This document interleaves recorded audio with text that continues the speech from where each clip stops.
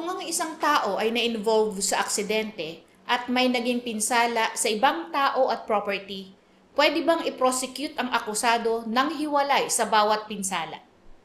Alamin natin ito sa Ivler Doctrine, isang landmark Supreme Court case sa Pilipinas. Ako po si Atty. Claribel Lucila at ipapaliwanag ko ang batas ng malinaw, simple, totoo at para sa lahat.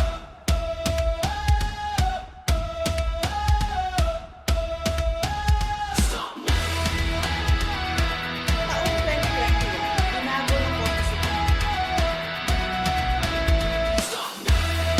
Ngayong araw ay pag-uusapan natin ng isang napakahalagang kaso sa Pilipinas, ang Ivler versus Modesto San Pedro. Ito ay tungkol sa double jeopardy at kung paano ito nai-apply sa mga reckless imprudence cases sa ilalim ng Article 365 ng Revised Penal Code. Ang kaso ay nagsimula kay Jason, na na-involved sa aksidente sa sasakyan noong August 2004. Dahil sa aksidente, may dalawang kasong isinampa laban sa kanya.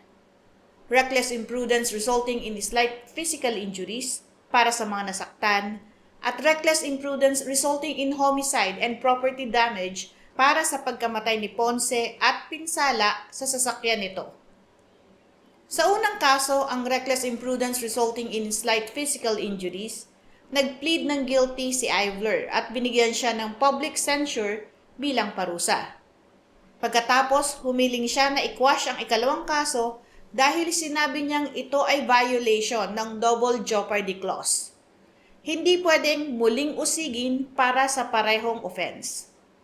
Ang tanong sa ating Korte Suprema, pwede bang usigin si Ivler sa ikalawang kaso para sa reckless imprudence resulting in homicide at property damage kung dati na siyang na-convict para sa reckless imprudence resulting in slight physical injuries?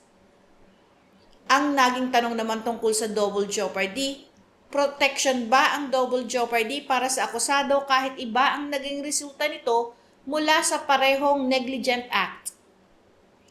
Ang sabi ng Supreme Court, sakop ng double jeopardy clause ang ikalawang kaso.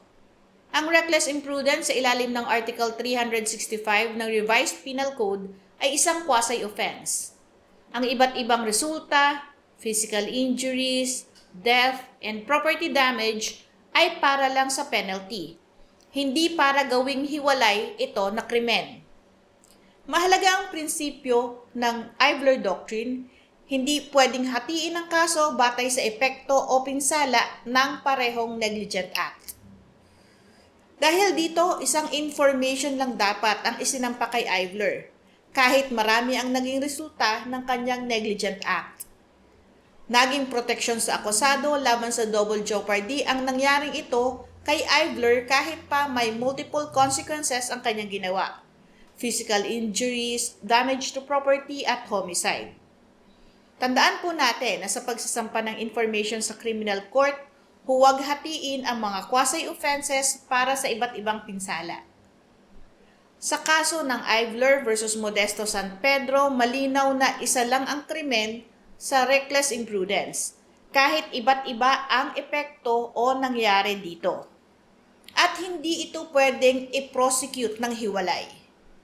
Dahil dito kinatigan ng Korte Suprema si Ivler. Ang pangalawang kaso na reckless imprudence resulting in homicide and property damage ay na-dismissed.